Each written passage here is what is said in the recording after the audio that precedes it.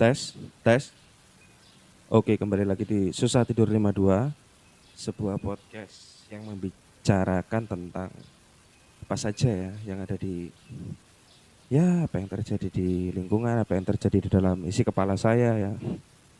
Ini pagi-pagi di hari Minggu sambil tadi ngoreksi pekerjaan dari murid, berasa kayak ada yang gimana ya, yang mengganjal di pikiran saya. Ntar tak cek kamera dulu.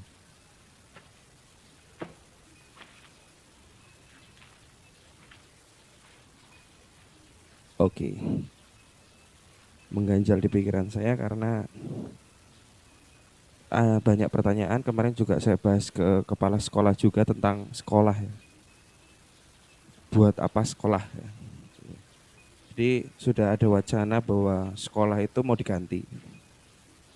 Kita harus bicara sejarahnya dulu ya. Bisa sih sekolah diganti ya. Wah, ini pernyataan yang berbahaya ya dari saya ya. Sekolah bisa diganti tapi ada ininya, ada syaratnya ya. Ada banyak syarat. Sambil ngopi kita begini. Sambil berjemur yang katanya bisa ngilangin corona. Ya, jadi katanya untuk apa sekolah? Ilmu ada banyak. Ya, kalau kita mengatakan bahwa sekolah itu sumber ilmu, wah ini bahaya ya. Sekolah jadi bisa diganti ya nanti ya kalau sekolah itu sumber ilmu ya. Tapi kita perlu mengecek juga bahwa itu ya memang benar ya.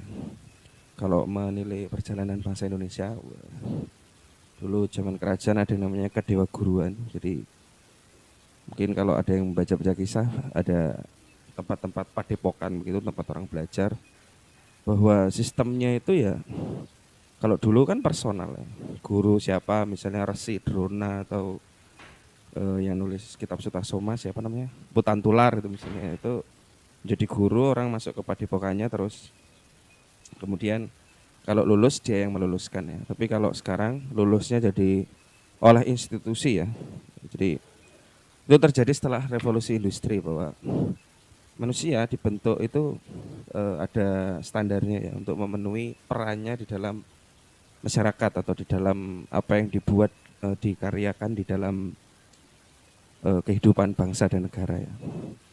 Jadi itu sejarah sekolah. Sebenarnya sekolah sudah ada sejak dulu ya. Kenapa ada sekolah? Kenapa ada guru? Apakah guru bisa diganti juga? Ya? Guru bisa diganti. Pertanyaan juga itu ya. Jadi kalau guru dibilang sumber ilmu juga guru sudah diganti dengan internet ya.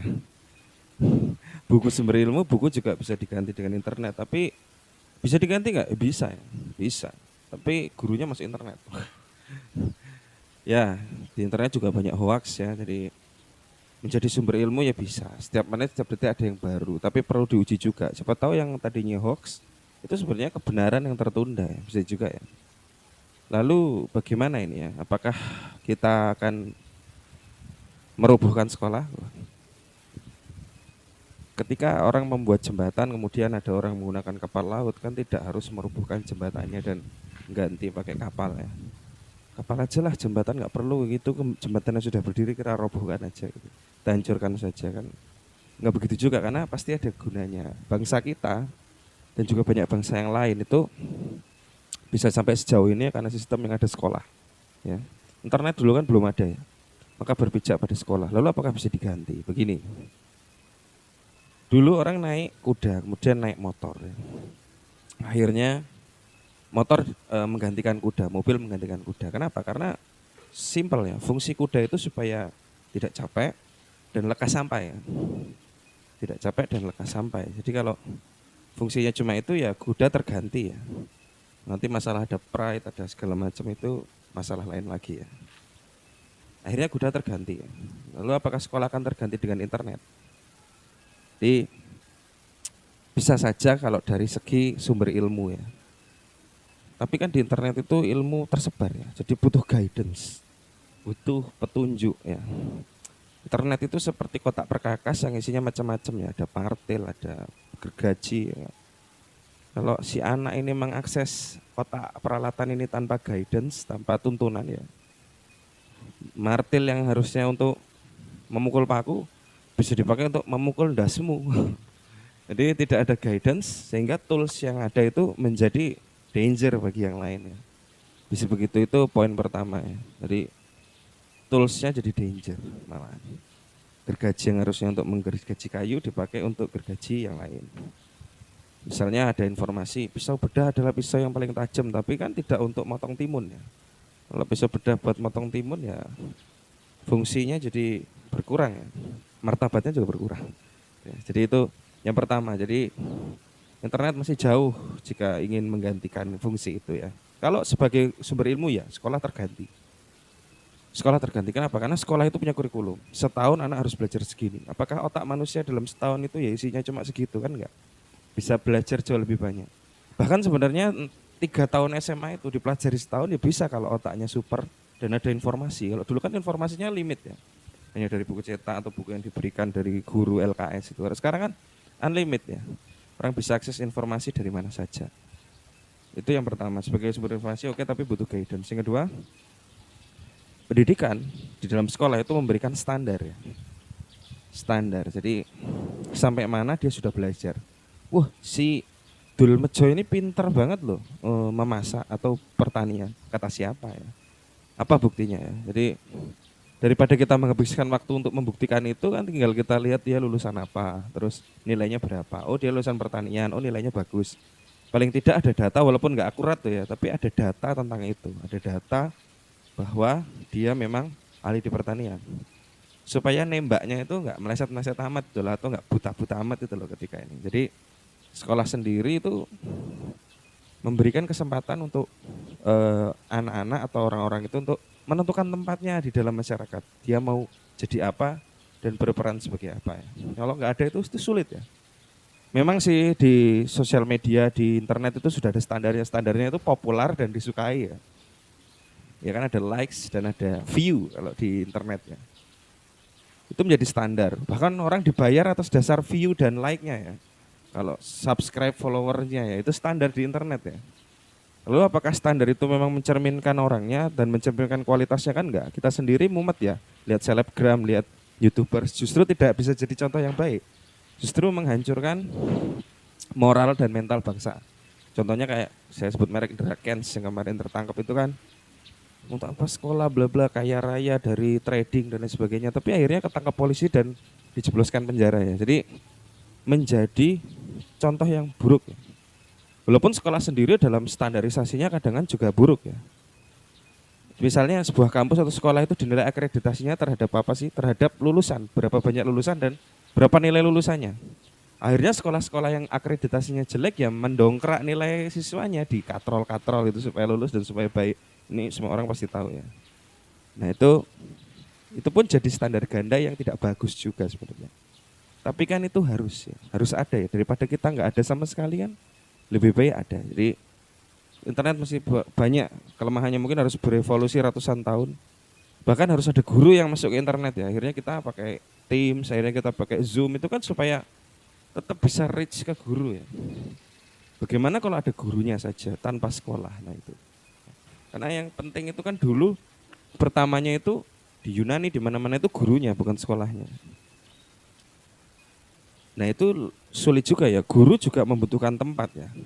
Kan katanya pendidikan itu, institusi pendidikan adalah institusi yang paling mudah beradaptasi karena isinya itu ide, pikiran, dan juga orang-orang yang berpikir kritis. Tapi kenyataannya justru evolusi atau adaptasi dari dunia institusi pendidikan itu malah lambat. Kenapa? Karena ada banyak kepentingan ya. Jadi ada banyak kepentingan di dalamnya. Nah, kepentingan-kepentingan ini ada yang negatif, ada yang positif. Yang negatif ya yang membuat lambat, yang positif itu yang melindungi hak guru ya. Hak guru, hak murid. Jadi semuanya mendapatkan apa yang seharusnya didapatkan ya.